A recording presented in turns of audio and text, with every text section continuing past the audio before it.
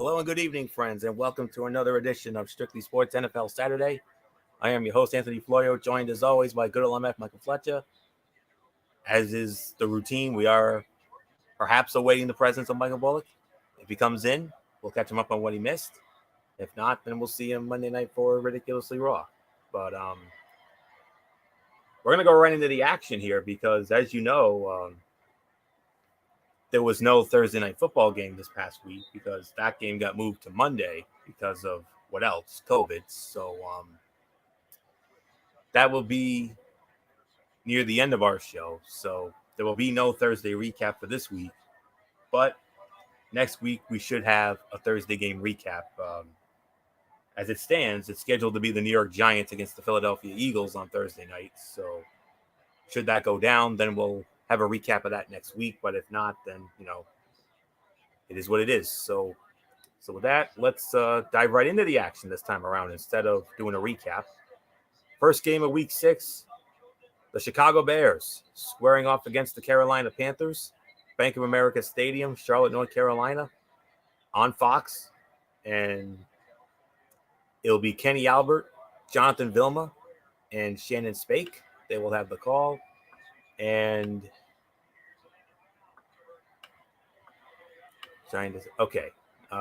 Carolina opening up as only a 1-point favorite. So this is, in essence, a pick'em game, if you will. Chicago leads the all-time series 6-3. They last met in 2017 in Chicago. The Bears won that 17-3. Last meeting in Charlotte, 2014. Carolina won 31-24. Chicago has only won in Charlotte once, and that was back in 2010. That was a 23-6 final. So without any further ado, let's get into Week 6 of this NFL season and start it off with Chicago and Carolina. So here we go. You know what the routine always is. What to watch for, the bold prediction, stat to know, what to know for fantasy, the betting nugget, the FPI favorite, and our score prediction. So here you go. What to watch for. This game is all about pressure. Can the Panthers, who have not allowed a sack in 2 straight games, keep quarterback Teddy Bridgewater clean against Chicago's Akeem Hicks and Khalil Mack, who have 3.5 sacks each? And can the Panthers muster a pass rush with defensive end Brian Burns with a concussion doubtful and tackle Kawan Short now out for the season with a shoulder injury? Bold prediction, Bears rookie tight end Cole Kmet will catch at least 5 passes and 1 touchdown. Chicago's second-round pick, number 43 overall out of Notre Dame. Kmet has just 1 reception for 12 yards through 5 games. Quarterback Nick Foles attempted 42 passes in Week 5, but Kmet finished the game with 0 targets and played just 21 of 63 offensive snaps. That has to change. The Bears have too much invested in Kmet for him to be a bystander. So look for Foles to target the rookie early and somewhat often on Sunday. Stat to know, Panthers wide receiver Robbie Anderson now has 3 100-yard receiving games through 5 games this season. He had only 3 such games all of last season with the Jets. What to know for fantasy? Carolina running back Mike Davis has a 15-yard rush, a 10-yard reception, and at least 5 receptions in 3 straight games. Christian McCaffrey did not have such a streak last season. Betting nugget, Carolina is 3-0, both straight up and against the spread in its past 3 games. And Carolina is the FPI favorite at 54.3%. I am going to go with the Carolina Panthers to win this game. My final score, 24-20. Carolina beats Chicago, makes it 4 in a row. So there's really nothing more to say except MF. I mean, you vehemently said that Carolina was going to lose to Atlanta last week. How'd that work out for you? Yeah, you know what? I underestimated Carolina because of the fact that remember a few years ago how Carolina we were always picking Carolina and they were burning us every week of a couple of years ago. So I thought that they're one-dimensional. That without Christian McCaffrey, that they were gonna fall apart, and that they weren't gonna be a legitimate, that they were gonna fall flat on their faces and everything else. Lo and behold, since McCaffrey went out, they've won 3 in a row. I don't want to say it, but maybe they don't need Christian McCaffrey anymore. Just saying. Because if you're winning 3 in a row, he's not in your lineup, he's injured. Maybe that talks more about the team that they got right now on the field than the team that they had when McCaffrey was on the field. I mean, that's all I'm going to say about that. But then again, let's talk about the Chicago Bears. I mean, everybody was saying the same thing.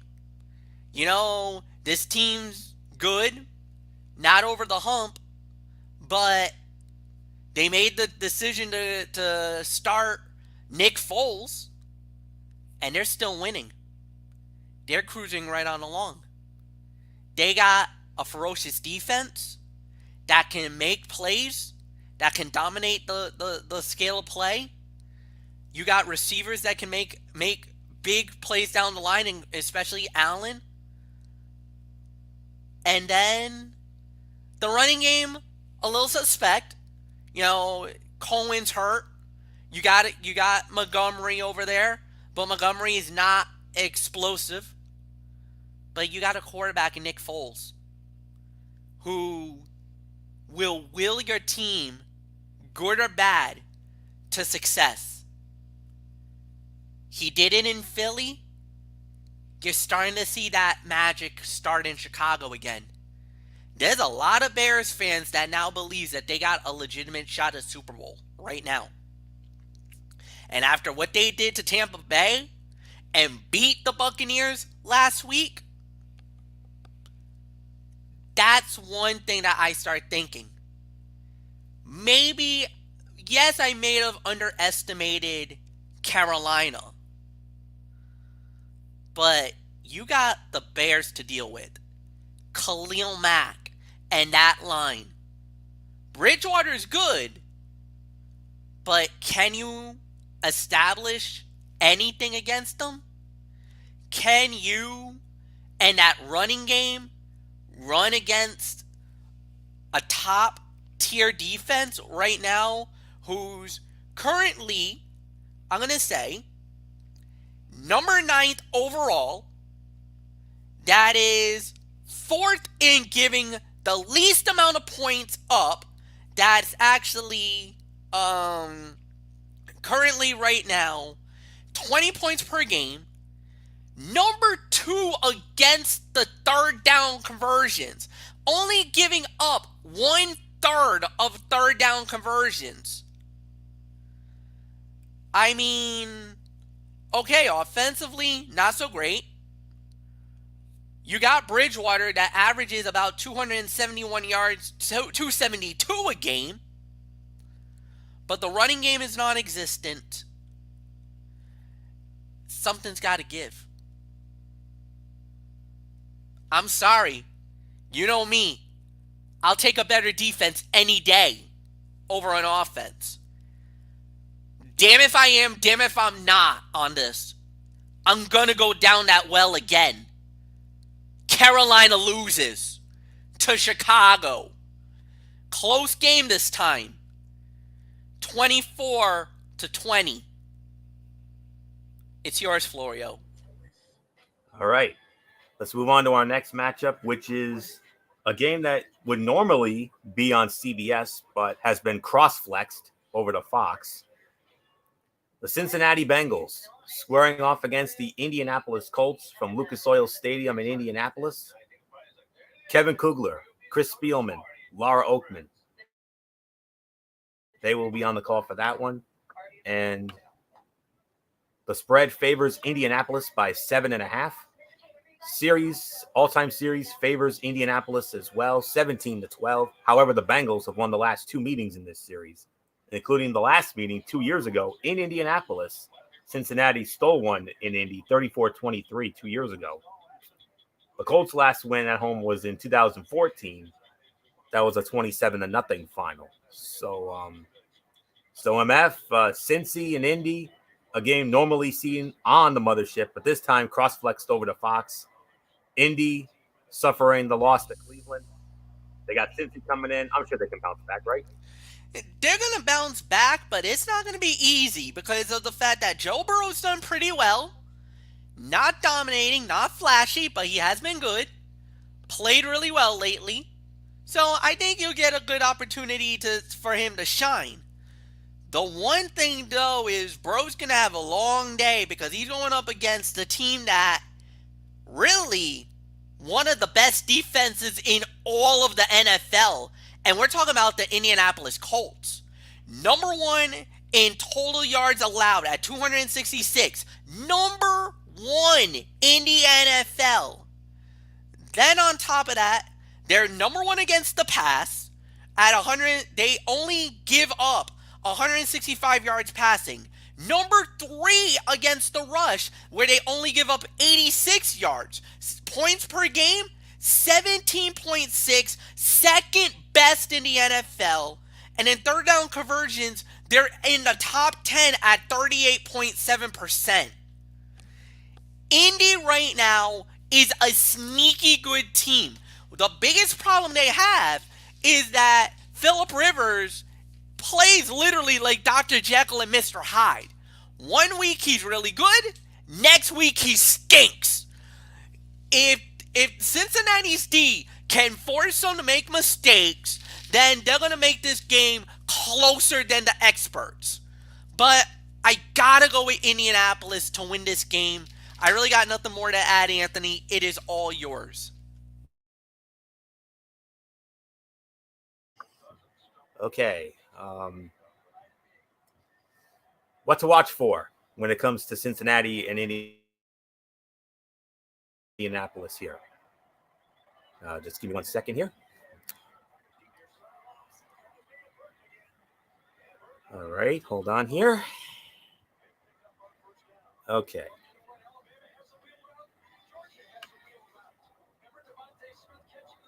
What to watch for? Keep an eye on the Colts pass rush against Bengals quarterback Joe Burrow.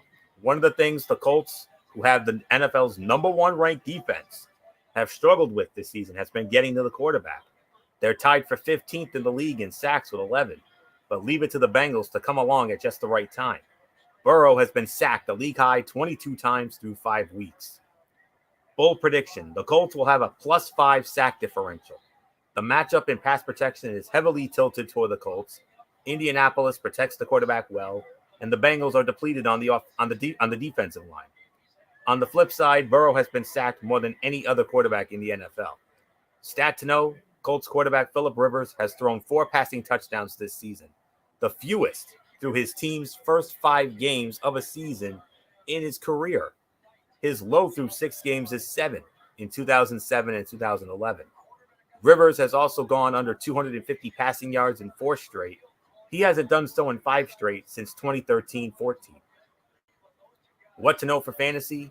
Bengals running back Joe Mixon is on pace for 384 touches this season, a number that only Ezekiel Elliott, Le'Veon Bell, Christian McCaffrey, and Derrick Henry have hit since 2015.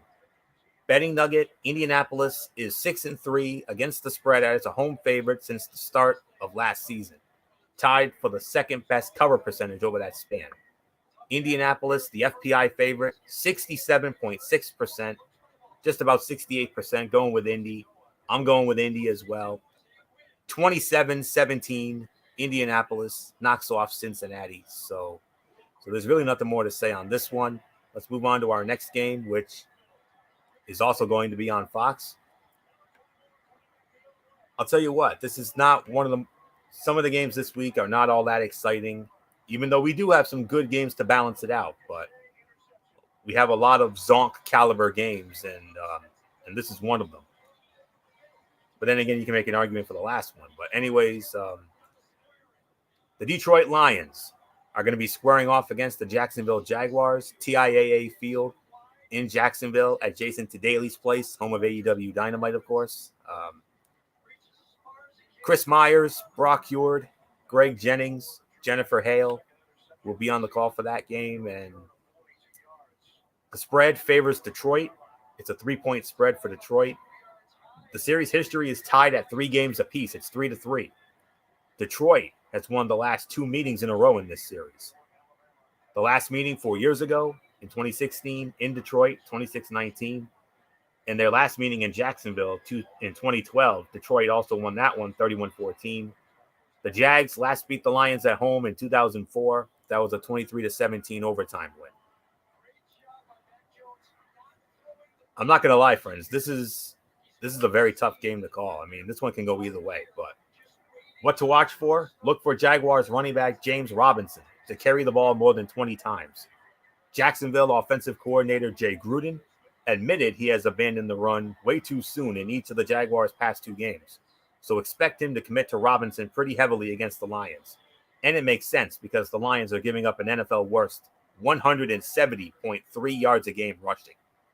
Bold prediction, Lions quarterback Matthew Stafford will look like the quarterback he was last season, throwing for 330 yards and 3 touchdowns in a game that will still come down to the final possession due to Detroit's poor defense against Gardner Minshew, who will also throw for 300 yards and 2 scores.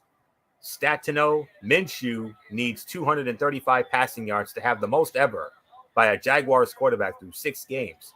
He can also join Mark Brunell in 1999 as the only players in Jaguars history with 3 straight 300-yard passing games. What to know for fantasy? Robinson has at least 17 touches in every game this season, totaling at least 90 yards in 4 of those 5 games. Betting nugget, Detroit is 7-1 against the spread, coming off a bye since the start of the 2012 season. Detroit is the FPI favorite, 60.2% going for Detroit, and I'm going to go with Detroit to win as well. Close game. I'm going to say 27-24. Detroit knocks off Jacksonville, but I would not be at all surprised if Jacksonville were to steal this one. This is a great chance for. This is a very good chance for Jacksonville to get a win here. But I'm gonna take a chance and I'm gonna go with Detroit in this one, 27-24. So nothing more to say. MF, Detroit and Jacksonville. You know what? I'm absolutely right on that as well. I think it's going to be Jacksonville. I would not be so. I'm gonna. This is tough. This is tough. This is a tough game to call. No doubt about it. But I'm gonna disagree with you, Anthony. I'm gonna actually go with Jacksonville. I think Jacksonville is gonna have the opportunity. I think Gardner Minshew will make enough key plays. But the one guy that I'm looking at is James Robinson. I think he might do something in this game. DJ Shark maybe will do something in this game. I'm gonna go with Jacksonville, and plus they're at home. I gotta go with the Jags. I think the Jaguars are gonna win it, and there's really nothing more to add here. So Florio, it's yours. Wouldn't surprise me. Wouldn't surprise me if that's the case. All right. And yet another Fox game. Don't worry, we're going to get to the mothership soon enough. We got the Atlanta Falcons squaring off against the Minnesota Vikings from US Bank Stadium in Minneapolis. Brandon Gaudin, Gerald Moose Johnston, Cam Oliver, they will have the call. Brandon Gaudin is sitting in for Kevin Burkhardt while Kevin Burkhardt fulfills his Major League Baseball playoff commitments to Fox.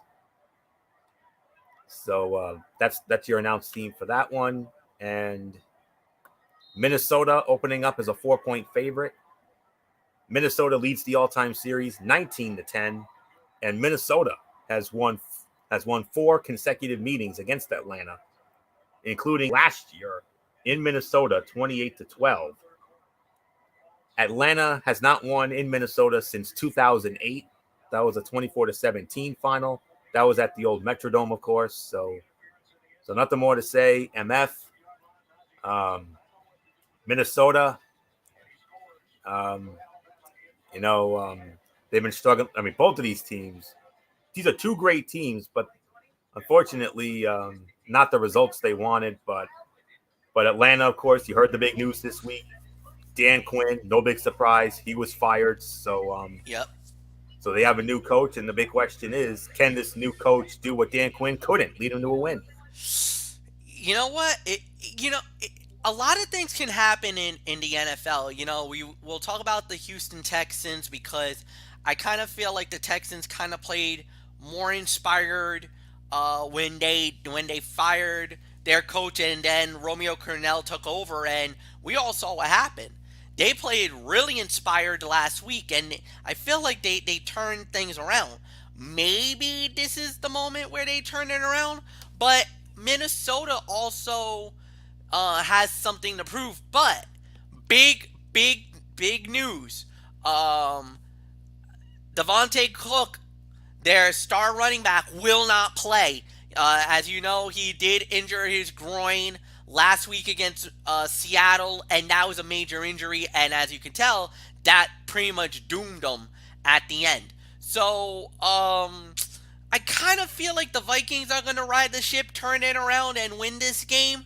But it's not going to be an easy game. There's no doubt about it. I truly believe that Minnesota will get the job done. But it's not going to be an easy game. So, close game, but I got Minnesota winning. Anthony, it's yours.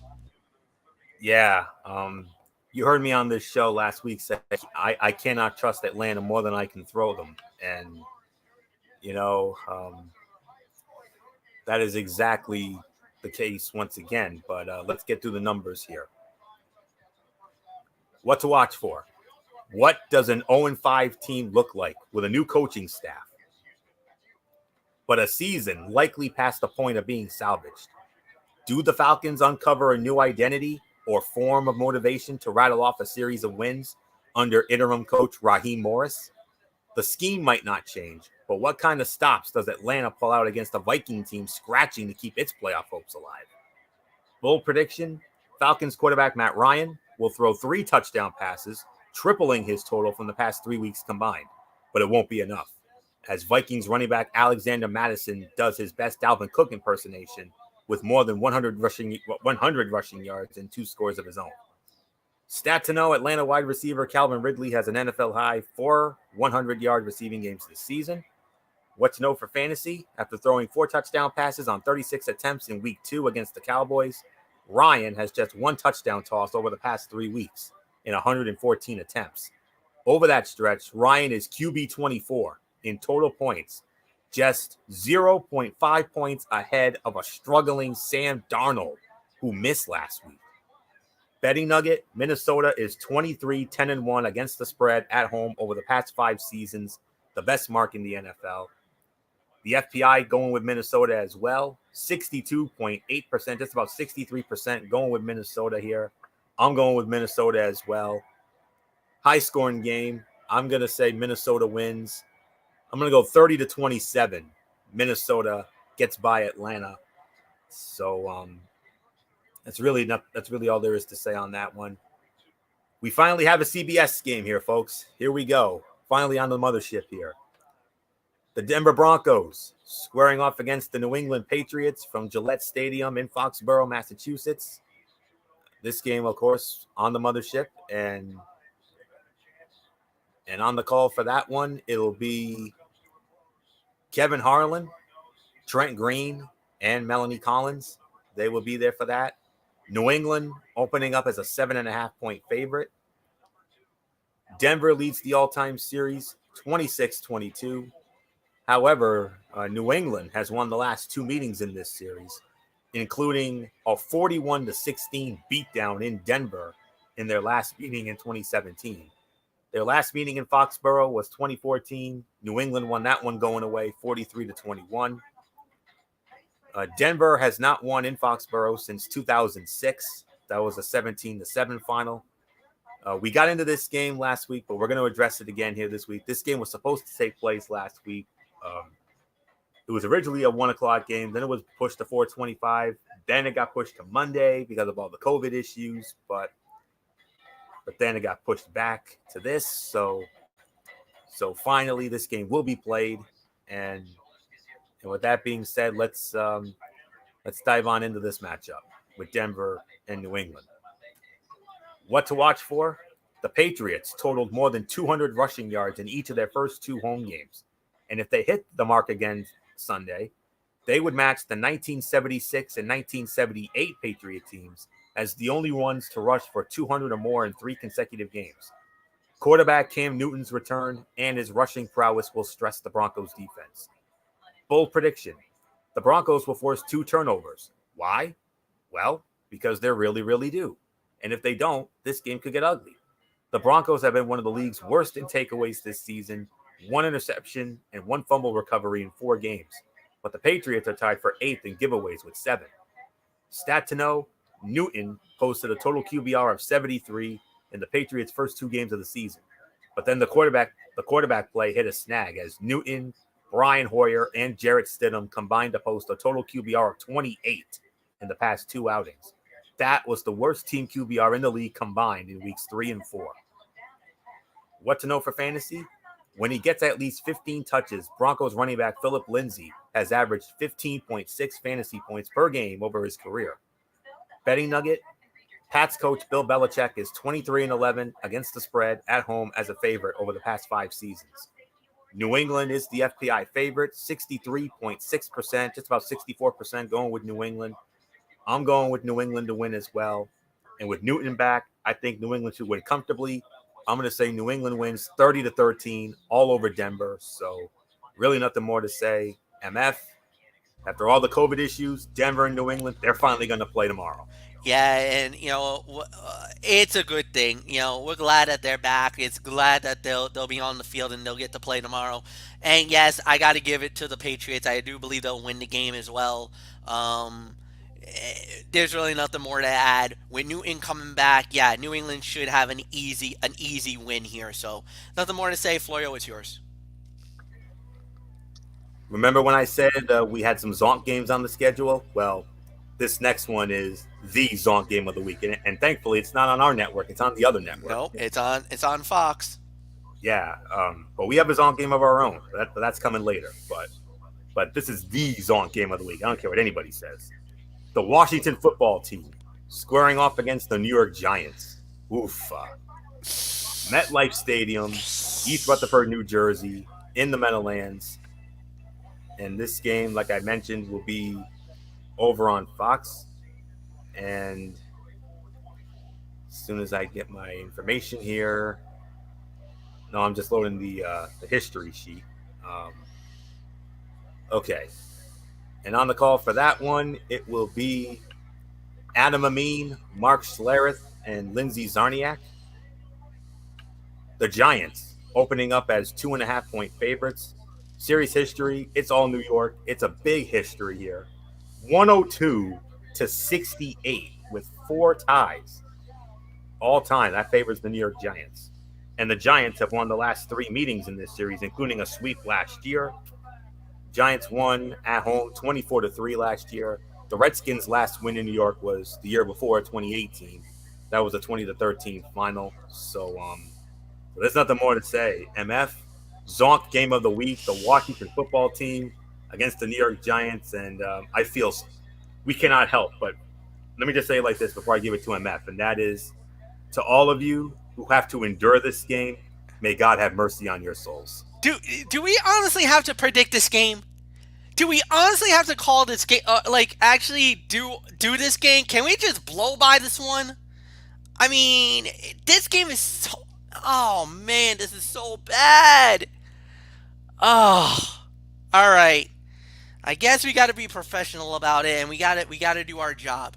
Even though deep down, I got no heart or interest in doing this one. I'm just going to say maybe New York gets their first win. I mean, both teams are just a complete and utter mess. It's a dumpster fire. Offensively, they're horrible. I mean, maybe statistically they're a little better defensively, but I just have nothing else to add. So, yeah, I'm going to go with the Giants. I'm not totally convinced, but Florio, it's yours. Yeah, I mean, you just gave a quick pick. That's all you have to do. But anyways, what to watch for? We get Washington defensive end Chase Young up against Giants left tackle Andrew Thomas. The number 2 overall pick from April matched against the struggling number 4 overall selection. It's been a rough start for Thomas as he's ranked 61st out of 68 tackles in pass block win rate, 79.4%. An ESPN metric powered by NFL Next Gen Stats. Young, meanwhile, flashed his form early before missing some time with a groin injury. He returned last week and should be close to 100% and a handful for Thomas off the edge. Bold prediction, Washington defensive end Montez Sweat will take advantage of a weak New York offensive line and beat right tackle Cameron Fleming for a sack/fumble that leads to a deciding touchdown for Washington. Furthermore, Washington will record 4 sacks to break a 3-game skid against the Giants. It ranks 5th in sacks with 15, but 8 occurred in the opener. Against this line, Washington's pass rush will get healthy. Stat to know, the Giants are last in the NFL in rushing with just 79 yards a game, but Washington is second to last at 81.4 rushing yards a game. What to know for fantasy in weeks 2 to 4, Giants wide receiver Darius Slayton totaled 134 yards on 9 catches. In week 5, he racked up 129 yards on 8 catches against the divisional foe in the Cowboys. In week 6, he gets another NFC East rival that has been routinely challenged deep down the field by opponents. Betting nugget, in the past 35 seasons, when a team with an 0-5 or worse record is favored, the under is 12-6. Washington is a slight FPI favorite, 52.7%. That's about 53% going with Washington. I'm sorry, MF. I got to disagree with you. I got to go with Washington to win this one. Close game, though. I will say Washington will come out, will steal one in the Meadowlands. I'm going to say 21-20. Washington knocks off the Giants in the Zonk game of the week. So, but don't worry now. This is where we're going to start to get better here. We're back on our side of the ledger here, the mothership, for the next couple of games. And this game is a game that I'm going to go on the record and say, based on intrigue alone, I'm going to consider this our number 3 game of the week right here. Number 3. The Baltimore Ravens squaring off against the Philadelphia Eagles at Lincoln Financial Field in Philadelphia. Iron Eagle, Charles Davis, Evan Washburn on the call. And as I recall, I believe Baltimore was the favorite in this one. I think they were at least a touchdown favorite, if I'm not mistaken. Actually, no, the spread has gone up to 9.5. It's a 9.5 point spread for Baltimore in this one. And the series history, it favors, I believe it favors, well, actually, hold on, I got it. No, it's tied. It's actually tied. 2-1. 2-2 with a tie. Their first meeting was a tie in 97. But their last meeting was in 2016. It was in Baltimore. Baltimore won 27-26. Last meeting in Philadelphia was 2012. Philly won 24-23. Baltimore has never won in Philadelphia. So let's just get that out of the way. So with that being said, let's get into Baltimore and Philadelphia. The number 3 game on our side of the ledger here. Only 2 games. There are 2 big games, and they're both huge, let me tell you. So here we go. Baltimore and Philly. What to watch for? Opposing tight ends have racked up 32 catches for 323 yards and 5 touchdowns through 5 games against the Eagles, with much of that damage coming against a struggling linebacking core. Enter Baltimore's Mark Andrews, who is tied for 3rd in the NFL with 5 receiving scores. Bold prediction, Ravens quarterback Lamar Jackson will throw at least 4 touchdown passes. Jackson, last season's NFL leader in touchdown passes, hasn't thrown for more than 3 in a game since his MVP season of last year. But the Eagles have allowed 10 touchdown passes this season, and only 5 teams have given up more.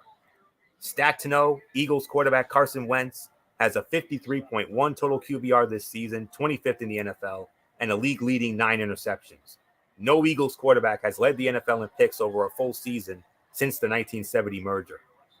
What to know for fantasy? Jackson had just 1 game last season with fewer than 19 fantasy points, but he has been under 19 fantasy points in 3 of his past 4 games. Betting nugget, Jackson is 8-0 outright and 6-0-2 against the spread in his career as a road favorite. Baltimore is the FPI favorite, 73.5% going with Baltimore. I'm going with Baltimore as well. In a high-scoring game, I'm going to say 31-23, Baltimore knocks off Philadelphia. So nothing more to say. MF, number 3 game of the week on our side of the ledger, Baltimore and Philly. This one should be a fun one. Yeah, I'm gonna go with the Ravens as well. I think this is gonna be a very interesting game. Great matchup. The thing is that a lot of people are really down on Philly. And, could it be the Carson Wentz thing? They did draft Jalen Hurts. There's a lot of people saying, put him in, put him in, put him in. This is the opportunity. They want to see what he's all about. Is he the future of Philly? We're going to have to wait and see. Baltimore, they're just going to keep clicking. Going to keep doing what they got to do. Get the job done. You see Mark Ingram, you see Hollywood Brown, you see, Mark Andrews, you see that electrifying domination that's from the team. So, honestly, Baltimore is just playing in another world, and I think they're going to get the job done and they're going to win. So, I got the Ravens winning as well. Nothing more to say. Anthony, it's yours. You ready for the game of the week on our ledger, MF? Let's do it. On the mothership? Well, this would have been our game, but, we still have our baseball playoff commitments, especially tomorrow night. But this would have been our game if we were eligible to do it. Initially, this was originally our number 2 game of the week, but because of some surprising results, I decided this should be the game of the week because not only is it a divisional rivalry, but there's also some implications in this game as well. The Cowboys squaring off against the Pittsburgh Steelers, Heinz Field in Pittsburgh, and on the call for this one, hello friends.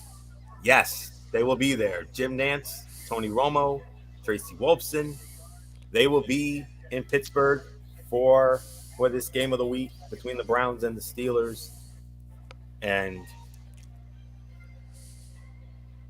yes, it is indeed them. And the spread favors the Pittsburgh Steelers by 3.5. A lot of history between these two. Pittsburgh leads the all-time series 74-59 with a tie. And both teams split last season. Pittsburgh won in Pittsburgh 20-13. And here's the interesting line here, folks. The Cleveland Browns have not won in Pittsburgh since 2003 on a Sunday night in Pittsburgh. I remember that game very vividly. Cleveland won that one 33-13, but every year since 2004, the Pittsburgh Steelers have defeated the Cleveland Browns. Cleveland has not won there in 17 years, but this time around may be their best chance to do it. So there's nothing more to say. I mean, MF to Phil Simms to my Jim Nantz. I know it's not our game because of our baseball commitments, and rightfully so, but let's do it as though it is our game and do that thing I like. And Pittsburgh, undefeated. Cleveland right there. They're 4-1, their best start in forever. So, but the question is, as I say, hello, friends, when was the last time we felt this kind of excitement for a Browns-Steelers game? It's been forever and a day. It has been a forever and a day. It's been a long time coming. First time, I think, but there's a lot of drama going into this game. Not only do you have that matchup, not only do you have that, but remember, about a year ago, you remember the ruckus, you remember the incident, one of the most deplorable, on a Thursday night football in Cleveland. In Cleveland, the whole world saw it. Yeah, the Mason Rudolph incident. Mason Rudolph and Myles Garrett. And everybody remembers that. This is the first game since that incident happened. And that's exactly what we're talking about. A great matchup, a great battle. Yes, divisional opponents. Two guys from the AFC, two teams that are right now playing really good in the AFC North. That I think we expected Pittsburgh to be at the top. I think nobody expected Cleveland to be here. But a year ago, Cleveland was the team that a lot of people thought were going to win it all. And, there was high expectation for Cleveland. They did not deliver.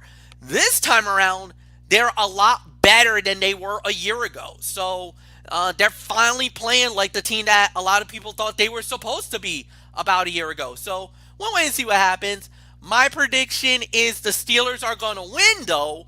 I do believe they got the better team. I think they'll have a great matchup. So I'm going to go with the Pittsburgh Steelers to beat the Cleveland Browns, but it's going to be a very, very, very tight game. Um, Exciting, great matchup. 28-24, the Steelers are going to knock off the Browns, but it's going to be, this could go back and forth. Let's say it like that. Oh, absolutely. What to watch for? After adequately controlling the run game in their first 3 games, the Steelers saw Miles Sanders and the Eagles exploit some of the weaknesses opened up by their aggressive blitzing. They'll have to stop the rush better to be successful against a hot Browns team. Even though Nick Chubb will be out, the Browns have a solid ground game with Kareem Hunt, and quarterback Baker Mayfield's mobility makes him a running threat too. Bold prediction, my old friend from Notre Dame, Steelers wide receiver Chase Claypool. What did I tell you about this kid? Didn't I tell you this kid was fun to watch? He's going to catch 2 more touchdowns, rewarding fantasy owners who added him after his 4-touchdown outburst last week against Philly. Stat to know, the Browns have 4 consecutive wins for the first time since 2009, but they have not won 5 straight since 1994 when Bill Belichick was the head coach. Go figure. One reason for the string of victories, Baker Mayfield has tossed 2 touchdown passes in all of those 4 wins, his longest multi-touchdown streak since his 5 straight games back in 2018. What to know for fantasy? Cleveland's Hunt has been a top 27 running back in 11 of 13 games since joining the Browns. He caught 11 of 13 targets for 65 yards and a touchdown in his 2 games against the Steelers last season. Betting nugget, all 4 of Cleveland's wins have gone over the total, and the team covered in the past 3. Pittsburgh, slight FPI favorite, 57% going with Pittsburgh. I'm going with Pittsburgh as well. High scoring game. Pittsburgh will pull it out just barely. They'll eke this one out, as I say. 30-27. Pittsburgh just barely gets by Cleveland. I think this game has potential to be a 5-star Shakespearean drama classic. So it's a damn shame we're not getting this game because we got to endure the damn Patriot game. But it is what it is. But oh my Lord, how I wish we could have had this game. Would be so fun. But final 1:00 game, and it's also on our side of the ledger. It's our number 4 game of the week. We have the Houston Texans squaring off against the Tennessee Titans from Nissan Stadium in Nashville. The legendary Greg Gumbel alongside Rich Gannon and Jay Feely. And Tennessee opening up as a 3.5-point favorite. No big surprise. And the series history favors the Tennessee Titans, but not by much. It's only 19-17 in favor of Tennessee. Both teams split last season, both teams winning on the opponent's home field. So Tennessee won in Houston. Houston won in Nashville. Houston won in Nashville 24-21. Titans' last home win against the Texans was the year before, 2018. That was a 20-17 final. So here we go, our final early game of the week, Houston and Tennessee, and here we go. Here's what to watch for. The Titans will be creative in finding ways to pressure Texans quarterback Deshaun Watson. Tennessee coach Mike Vrabel was very aggressive last time out, sending defensive backs on the blitz. The Titans will also have Jeffrey Simmons back to team up with Jadeveon Clowney on the inside with Vic Beasley Jr. and Harold Landry III coming off the edge in their NASCAR package. They'll have to be disciplined and keep Watson from extending plays and finding his speedy receivers down the field. Bold prediction, Titans defensive lineman Clowney will get his first sack of the season against his former team. Clowney didn't get to face the Texans after they traded him to the Seahawks just before last season. His former defensive coordinator, Texans interim head coach Romeo Crennel, called the former number 1 overall pick, quote unquote, a very disruptive player, adding, I expect a great game from him, and he's going to try to play his best. Watson has already been sacked 17 times, 3rd most in the NFL. Stat to know, with Ryan Tannehill starting at quarterback, the Titans are 11-3 and have averaged 30.4 points a game. That's the best win percentage and most team points per game for a Titans-Oilers quarterback since the 1970 merger. What to know for fantasy? In his first season without DeAndre Hopkins, Watson is on pace to set new career highs in both passing touchdowns and passing yards. Betting nugget, Tennessee is 3-11 against the spread in games that follow fewer than 6 days rest since the start of the 2013 season. FPI favorite is Tennessee, 61.8%. It's about 62% going with Tennessee. I'm damn sure going with Tennessee after what they did to my team last week. and I think they're going to have another comfortable win. I'm going to say they're going to win 34-20. 34-20, Tennessee knocks off Houston. So nothing more to say. MF, it's going to continue to get worse for Houston.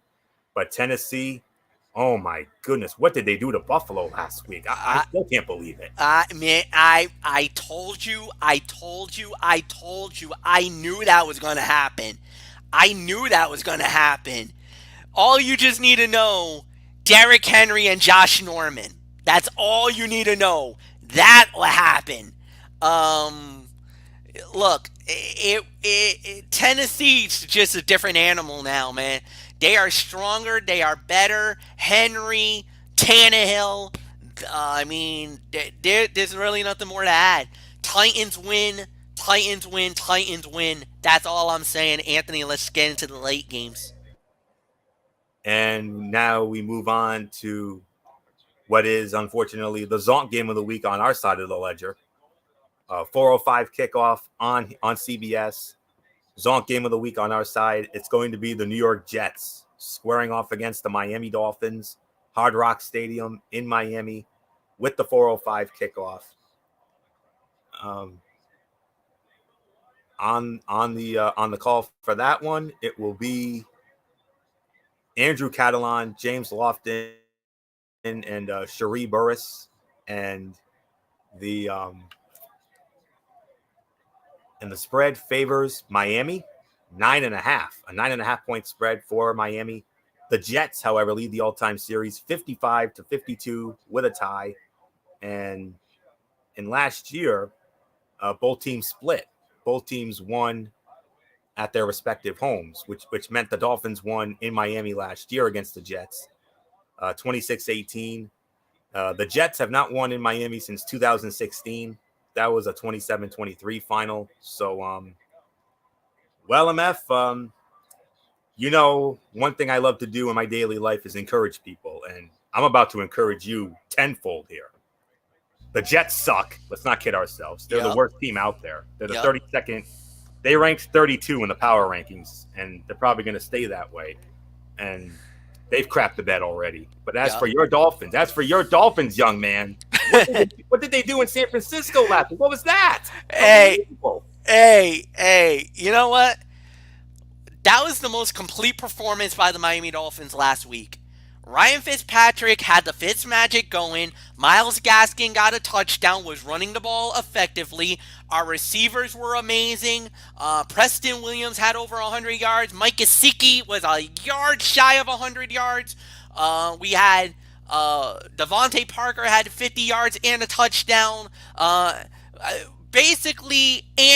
our defense, which was much maligned, didn't have that much, has so much problems and everything else. Byron Jones Byron Jones was back in the lineup back from the injury. Miami, all the starters played all their natural positions, and you saw what happened. 5 sacks, 2 INTs. We dominated. We literally chased Jimmy Garoppolo out the game. We chased him out. That is unheard of. We didn't even see this coming. And now we're going up against a Jet team that literally just got rid of Le'Veon Bell. Basically shipped him out.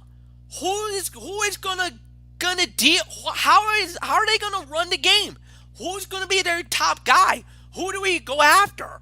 So this is a perfect storm for the Miami Dolphins to win this game, and they should win this pretty comfortably. But it is an AFC divisional opponent. We are 0-2 in the AFC East so far. We've lost to Buffalo. We lost to New England. Obviously, Brian Flores is going to say, hey, do not overlook this game. Do not think for 1 second that these guys do not want to come in here and kick our butts, because they want to. And trust me, with all the negativity, with everything going on, with all the turbulence and trouble, trust me, this is a game that's a trap for Miami. Do not get complacent. Do not put the do not slam the brake here. Put the foot on the metal. Go out there and go after them. Beat them down. Do what you did in San Francisco and bring it to the field tomorrow against the Jets. Then we can enjoy our bye week at 3-3, and at least we can focus on the rest of the way. You know what? This COVID thing messed us up, so what the heck? We're going to have to deal with it one way or another. We want this win, and we need this win. To get to 500 for the rest of the way, that's a good start for the Miami Dolphins because we had a rough schedule at the beginning, and a lot of people threw us off. Fitzpatrick will go over 300 yards again, and I do believe Gaskin should, and I do say this, Myles Gaskin should go over 100 yards for the first time in his career tomorrow. Nothing more to say. Anthony, it's yours. All right. I forgot to add to your encouragement saying you got the easiest opponent possible. So this should be a very easy win for you guys. But anyways, here we go. Well, MF, if you want some more encouragement, I got some more encouragement for you. What to watch for? The Dolphins are favored for the first time in 21 games, December 2018, and favored by more than a touchdown for the first time since November 2016. They have not won back-to-back games by double digits since 2015, before the Brian Flores and Adam Gase eras in Miami. While the Jets have lost every game this season by at least 9 points, something has to give. Bold prediction, the Jets won't convert more than 5 third downs. They're 28th in third down percentage, and the Miami defense is 7th. This will mean a long day for quarterback Joe Flacco, whose undefeated record against Miami, which was at 6-0, will be history. Stat to know, the Jets have started 0-6 only once in franchise history, in 1996. That team finished 1-15. As of now, the Jets have a league-high 43.6% chance to get the top pick in the 2021 NFL Draft, according to the FBI. What to know for fantasy? Miami quarterback Ryan Fitzpatrick has scored at least 21 fantasy points in 4 straight games, the longest streak of his career. And the betting nugget, Miami is 4-0 against the spread against the Jets since the start of the 2018 season. The FBI favorite overwhelmingly, of course, is Miami, 73.5%. Yes, I'm going to buy in. I'm going to go with the Dolphins as well. I'll give you a comfortable win, MF. 31-13. Miami should have no trouble whatsoever with the New York Jets. So there's nothing more to say. The other late game at 4:25, Fox, America's game of the week. And this will be everywhere. It's not regional. The entire country is going to be getting this game at 4:25 tomorrow. And rightfully so. America's game of the week, and what a beauty we have here. The Green Bay Packers squaring off against the Tampa Bay Buccaneers, Raymond James Stadium in Tampa, Florida. Now, we have a bit of a conundrum here. As of now, this announcer sheet came out, I want to say either Wednesday or Thursday. And as of now, they have Joe Buck listed. They have Joe Buck with Troy Aikman and Aaron Andrews.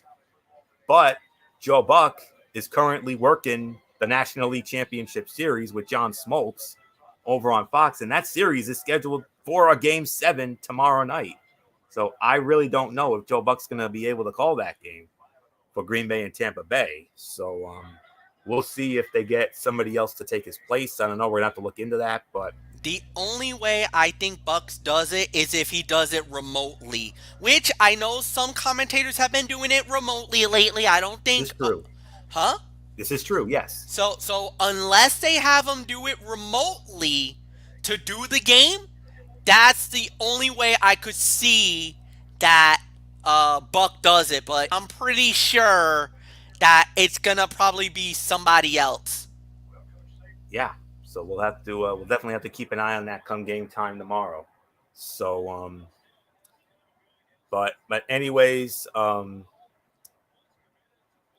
Here's another pick'em game for you. Green Bay is favored, but only by 1 point. It's a 1-point spread for Green Bay. Green Bay leads the all-time series 32-21 with a tie, and Green Bay has won the last 3 meetings in this series. The last meeting was 2017 in Green Bay. Packers won that in overtime, 26-20. Last game in Tampa was 2014. Green Bay won 20-3. The Bucs have not beaten the Packers at home since 2009, a 38-28 final.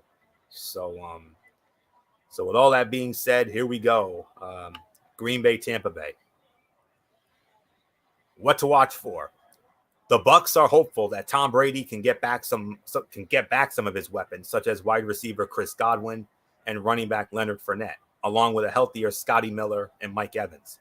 But the big question is how they'll replace 347-pound defensive tackle Vita Vea, who was a key reason the Buccaneers have had the league's top-ranked rushing defense over the past 2 years, and why their pass rush has improved to be among the best. Who will try to rattle Packers quarterback Aaron Rodgers now? Bold prediction, the Packers defense will finally make a stand. Aaron Rodgers and company have carried the team to a 4-0 start, but after a bye week to figure out what has gone wrong, Mike Pettine's defense will find a way to come up big. Look for the Smiths, Preston Smith and Zadarius Smith, to have success against the statuesque Brady. And Kenny Clark's return will help a run defense that so far has allowed nearly 5 yards a carry. Stat to know, the Packers' 93.3 offensive efficiency is the second highest through 14 games since 2008. Only the 2018 NFC champion LA Rams with a 95 was higher.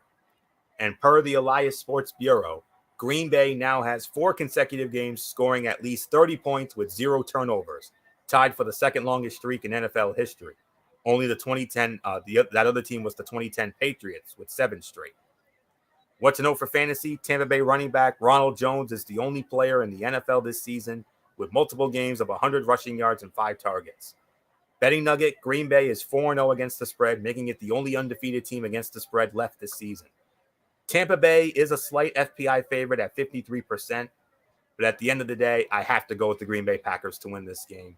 My final score, 27-24, Green Bay ekes by Tampa Bay in the most exciting renewal of this old-school NFC Norris rivalry. When these two teams used to play back in the day, when they were in the Norris, those games were fun. So there's nothing more to say. MF, I mean, when was the last time we were this excited about a Green Bay-Tampa Bay game? Probably since the Norris days. So yeah, here you go, MF. It's Rodgers. Yeah, in a long time. That's if you're going to say. Oh, and one other quick thing. We have a major upset in college football. Number 5, North Carolina has just lost to Florida State. Yep. 31-28. Wow. A lot of upsets today. I mean, Tennessee lost today to Kentucky. Auburn lost to South Carolina. And as expected, MF, I will admit, I was wrong and you were right. Alabama, they not only won, they dropped the hammer on Georgia. So again, second half. The second half, it was the difference. So nothing more to say on that. Here we go, man. Green Bay, Tampa Bay, Rodgers and Brady, man. Yeah, it is. And the thing is, how is Brady going to respond after what happened last week? How is he going to play going up against a really good defense in Green Bay? And Aaron Rodgers, what are you going to do? Right now, a lot of people are underestimating you. And you have been, I'll openly admit it, you're a candidate for MVP right now. You're playing like an MVP quarterback. So, no doubt in my mind, this is going to be a great game. I'm going to go with Green Bay to win, though. I think Green Bay will get the job done. This is going to be close. It's going to be exciting. But, yeah, Green Bay Packers, they win the game. Nothing more to say. Florio, it's yours. Sunday Night Football. The Los Angeles Rams squaring off against the San Francisco 49ers. Levi's Stadium in Santa Clara outside of San Francisco. Sunday Night Football on NBC. You know who's working it. Al Michaels, Chris Collinsworth, Michelle Tafoya. Rams opening up as a 2.5-point favorite. And we know the history of these two. Oh, we know the history of these two. Lots of history dating back to the early years. San Francisco leads the all-time series 70-67 with 3 ties. And San Francisco won both meetings with the Rams last season, including that wild 34-31 game in San Francisco on a Saturday night a year ago that really turned their season around. And we all know the ending of that story. They got to the Super Bowl, but they lost to KC. Rams last won in San Francisco in 2018. That was a 39-10. That was a 39-10 beatdown. So MF, I mean, it's a battle of the last two NFC champions, last year's champions. Ooh, they've gone from champs to chumps, and the Rams, who knows? This is a team that I think we underestimated, and who knows? Could this team be on the verge of yet another Super Bowl run? If they keep playing like this, they just might be. Yeah, absolutely. I think a lot of people didn't know what to expect with the Rams, but Jared Goff has played pretty well. They got a pretty decent running game. Defense is pretty ferocious. When you got Robert Woods, Cooper Kupp, and them boys right now, they're killing it right now. So, yeah, San Fran, again, I think the thing is with the 49ers is, okay, A, you could say it's a Super Bowl hangover. B, the injuries. The injuries alone has been killing the team. So I mean, you got that going on with them as well. So it can go either way. But this is a divisional matchup. You know this is going to be a war. I'm gonna say Rams win. I think they go into Levi's Stadium and pull it out. I got the Rams beating the 49ers. Close game, but I got it. Anthony, it's yours. Yeah. What to watch for?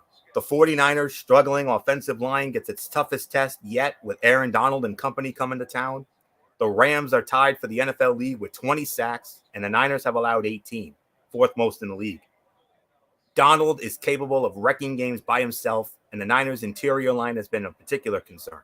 If San Francisco can't get it figured out in a hurry, it could be another long night, just like it was last week against MF's Dolphins. Bold prediction, Donald will turn in his third multi-sack performance of the season. The defensive tackle is coming off a 4-sack performance against Washington and will continue to wreak havoc in the backfield against the 49ers, whom he has 11.5 career sacks against already. Stat to know, Rams quarterback Jared Goff has a 70% completion rate in 3 consecutive road games, the second longest streak in Rams history, only behind the Hall of Famer Kurt Warner, who had 5. What to know for fantasy, Los Angeles running back Darrell Henderson has 3 games with at least 14 touches this season. He has rushed for a score in all 3 of those games, and he even caught a touchdown last weekend at Washington. Betting nugget, San Francisco is 0-3 against the spread and straight up at home this season. The Niners' only 2 wins have come both at MetLife Stadium, defeating the Giants and the Jets, who we all agree both teams suck so damn bad. Ooh. Rams are the FPI favorite, 53%. I'm going with the Rams to win this game. I'm going to say 28-24. The Rams defeat San Francisco, keep their winning ways alive. So there's really nothing more to say. On Monday Night Football, doubleheader for the 3rd time this season. Now, this next game was originally supposed to be this past Thursday, but because of what else? COVID. This game ended up getting pushed back to Monday afternoon, a late afternoon kickoff, 5 o'clock, a 5 o'clock kickoff, the number 2 game of the week on our side of the ledger. The Kansas City Chiefs squaring off against the Buffalo Bills from Buffalo Bills Stadium in Orchard Park, New York, formerly Rich Stadium, Ralph Wilson Stadium, whatever you want to call it. It's in Buffalo. And I don't think there's any doubt about this one. I'm pretty sure we'll have Joe back. Joe Buck should be there for this one because the LCS will be over. World Series starts Tuesday, so Joe Buck should be ready for this one. Joe Buck, Troy Aikman, Aaron Andrews, Christina Pink, the traditional Thursday night crew working on a Monday. So they'll be there for this one. Kansas City opening up as a 4.5-point favorite. No surprise there. Buffalo, though, leads the all-time series 24-20 with a tie. Their last meeting was 2017 in Kansas City, and Buffalo actually won 16-10. They stole one at Arrowhead 3 years ago. Last meeting in Buffalo was 2014. Kansas City won that one 17-13. Matter of fact, the Chiefs have won the last 2 meetings in Buffalo. Buffalo has not beaten Kansas City at home since 2012. That was a 35-17 final. So,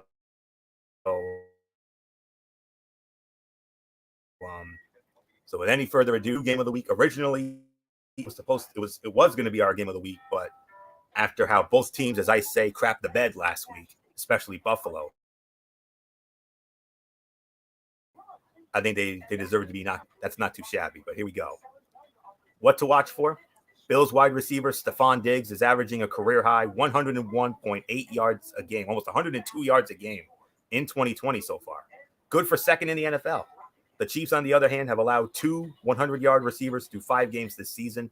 Look for quarterback Josh Allen and Buffalo offensive coordinator Brian Daboll to push that number to 3 come Monday. Bold prediction, running back Clyde Edwards-Helaire will again become a prominent part of the Chiefs offense and will score his first touchdown since opening night week 1 against Houston. While he might not have a huge game against Buffalo's rushing defense, the Chiefs will feature him more than they did last weekend against the Raiders when he had 10 carries and 3 catches. The Chiefs abandoned their running game far too early against Las Vegas and won't make that mistake 2 weeks in a row, particularly with Sammy Watkins out of the lineup. Stat to know, Kansas City quarterback Patrick Mahomes began his 2018 MVP season by completing 64% of his passes for 1,513 yards, 14 touchdowns, 2 interceptions, and an 86.1 total QBR through 5 games. That stat line isn't too far from what Josh Allen has done through 5 games this season. 69% completion passing, 1,589 yards, 14 touchdowns, 3 interceptions, and an 85.2 total QBR. What to know for fantasy? Mahomes has 235 passing yards, 20 rushing yards, and multiple passing scores in 4 straight games. He is the first quarterback with a streak like that since Aaron Rodgers in 2016. Betting nugget, Kansas City is 7-1-1 against the spread in Monday games under Andy Reid and 4-0-1 against the spread on Monday night with Patrick Mahomes at quarterback. Kansas City is the FPI favorite, 67.5%. As much as I want my team to win, and believe you me, I want them to win, this would be our biggest win in forever and a day, but I really don't see it happening. Not against this team. No way. Kansas City is pissed, especially after they got humiliated by the Raiders last week. So I'm going to say it's going to be a wild, high-scoring game. I'm going to say 38-34, Kansas City steals one in Buffalo, much to my dismay. So there's nothing more to say. Before I give it to MF, there is one other sports update here. Game 7 of the ALCS. It's in the top of the 9th inning. The Tampa Bay Rays leading the Houston Astros 4-2. The Rays are 3 defensive outs away from only their second World Series appearance. Their other appearance, of course, back in 2008 when they went up against Philadelphia. So I will keep an eye on this. So MF, Kansas City, Buffalo. This clearly something has to give after both teams crapped the bed last week. Again, especially Kansas City losing at home to the Raiders. Yeah, that caught everybody by surprise. Nobody saw that coming. Buffalo, okay, that was expected. Kansas City losing to the Raiders, that shocked everybody. And you know what? I got to give it up to my boy Ed Williams. He wanted that one so bad, and he got it. So props to you, Eddie, and props to your Raiders, man. The Gruden grinders, as I like to call them. They were grinding, and they grinded out a huge win in Arrowhead. Nobody saw that coming. So yeah, without a doubt, big win for them. I do believe that the Chiefs will bounce back. You know, they got so many weapons, and Buffalo, they're gonna make it a game out of it. But I just don't think I think Kansas City will get just enough to slam the door and win the game. Tough game, Anthony, but I got to say it. You're right. Kansas City wins 34-24. KC beats Buffalo.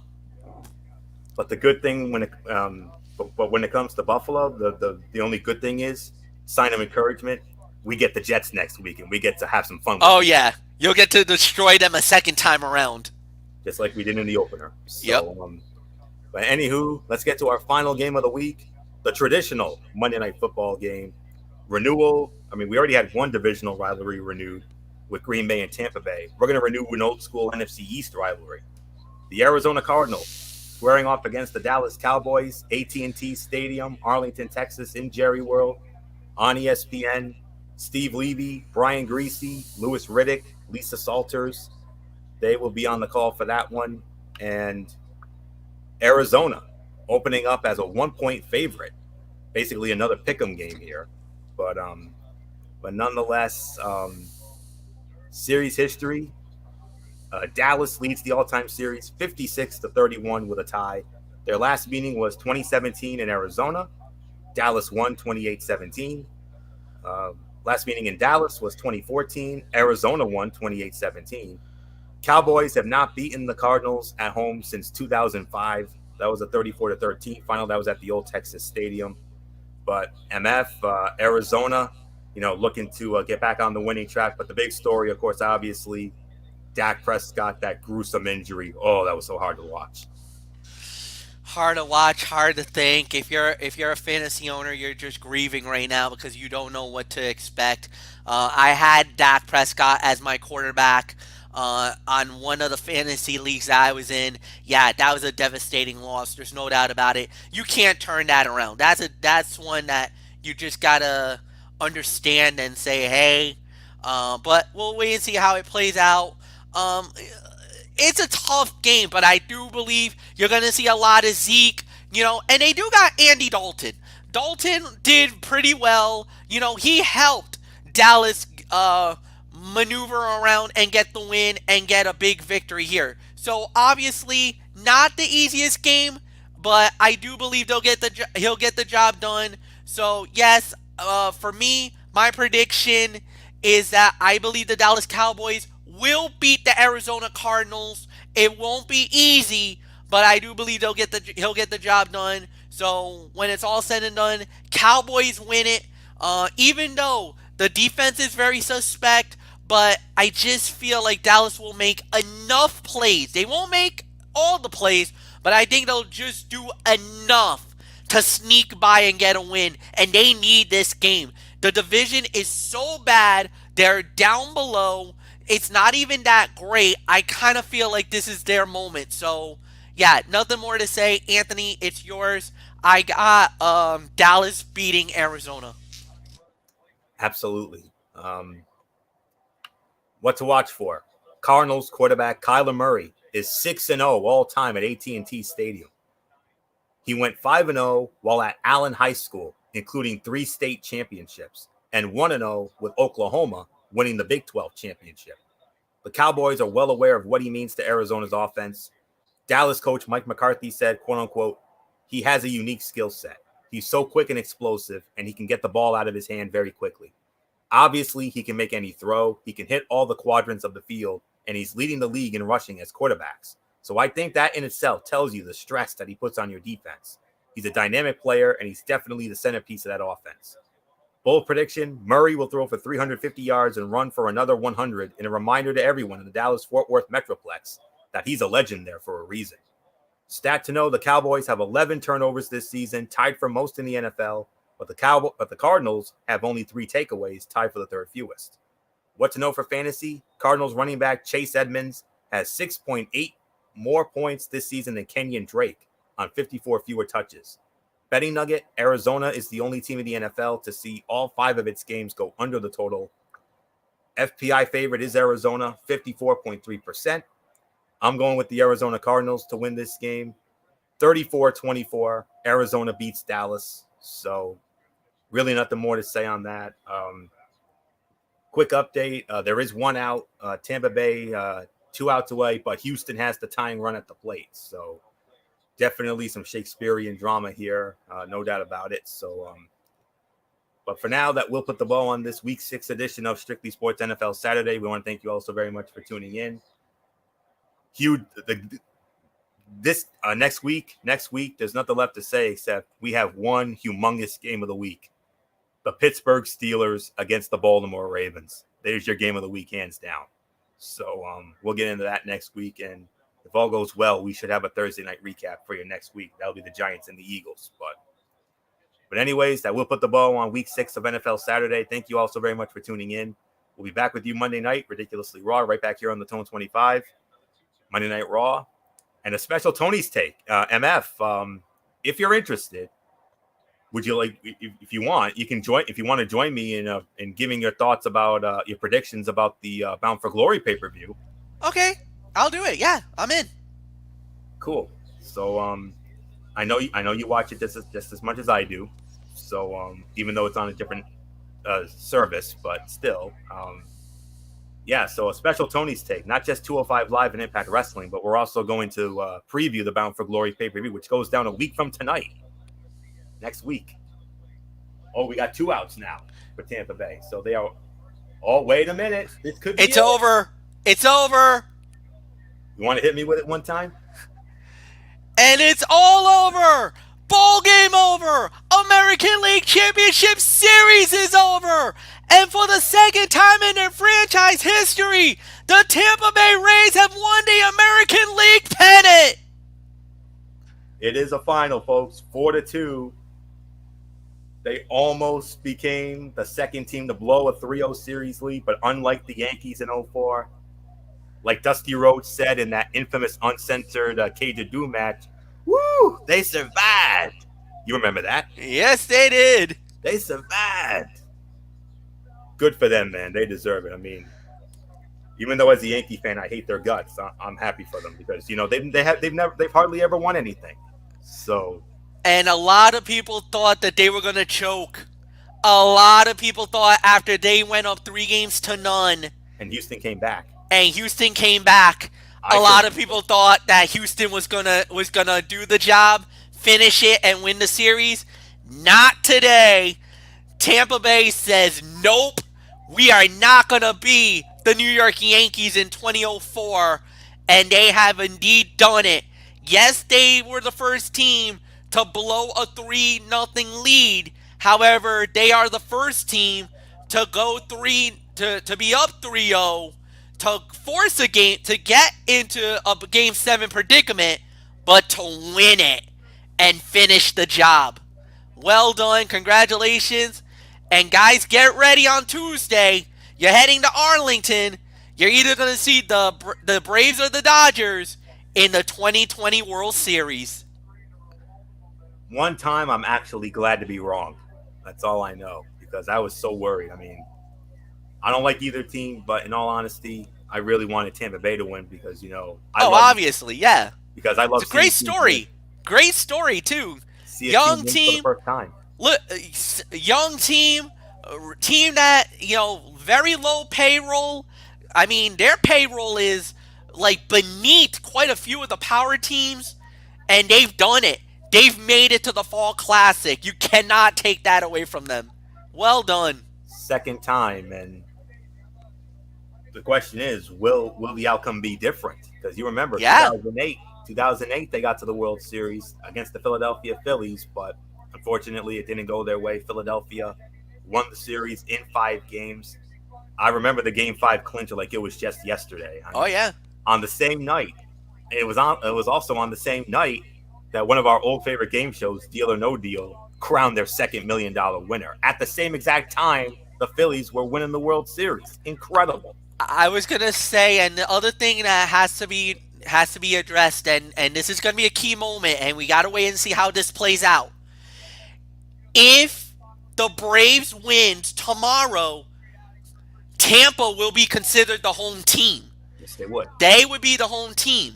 However, if the Dodgers finishes the job, then the Dodgers will be considered the home team, and Tampa will be considered the visitors going into the World Series.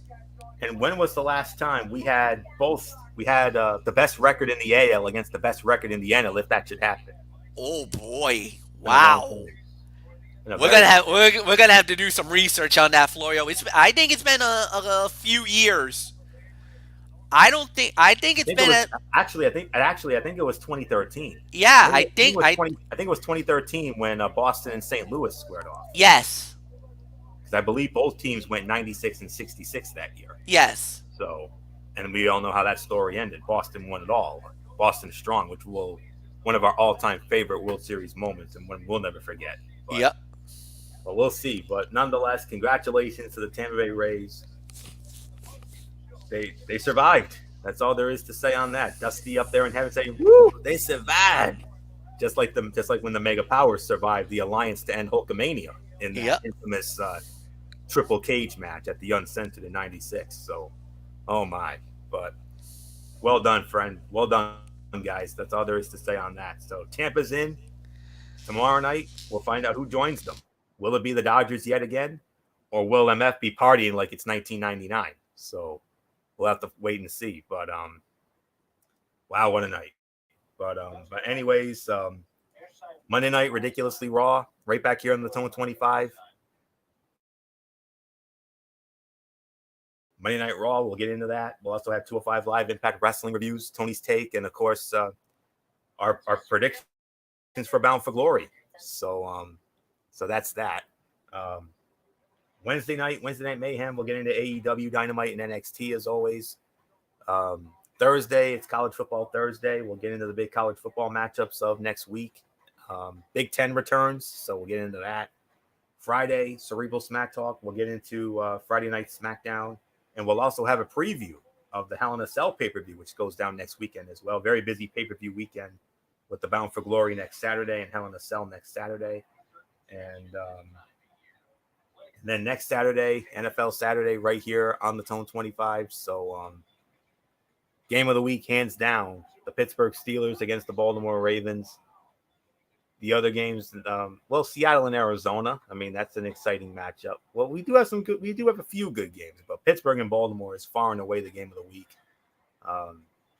You also have Seattle against Arizona, San Francisco and New England, Tampa and Las Vegas on a Sunday night in Vegas, and Monday night with Chicago and the LA Rams. So, and then the Hell in a Cell recap next Sunday night with MF, and that will do it. So until Monday night for Ridiculously Raw, it's Anthony Florio here, signing off for my elite panel. Good old MF, Michael Fletcher, Michael Bullock, the Twisted Angel, Dee Dee Woodson, the First Lady of the Wrestling Forum, and FKG 401, Derek Ferreira, always and forever. You know the routine, everybody. Thumbs up. Talk to you later. Yeah, throw it up looking for style. Bye for now, my friends. God bless. Be good to each other. Have a blessed Sunday. And until Monday night for Ridiculously Raw, you've been watching Week 6 of Strictly Sports NFL Saturday right here on the Zone 25 on YouTube.com and StreamYard.com. For everybody who's been a part of this one, for now, Anthony Florio, so long. Bye, everybody. Bye.